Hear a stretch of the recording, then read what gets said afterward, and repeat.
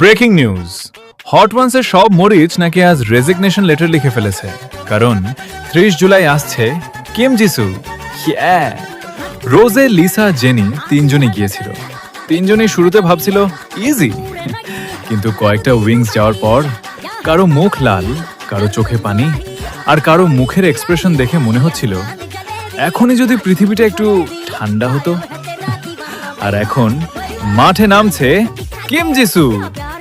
সবচেয়ে মজার ব্যাপার হলো, জেনি একবার বলেছিল জিসুই নাকি তাকে ঝাল খেতে শিখিয়েছিল। মানে যদি শিক্ষিকা এত ভালো হয়, তাহলে ছাত্রীর অবস্থা এমন কেন ছিল?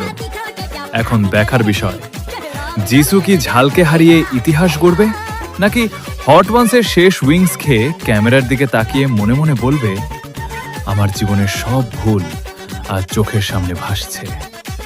যাই হোক, 30 জুলাই একটা জিনিস নিশ্চিত, হয় জিসু জিতবে, না হয় মরিস জিতবে।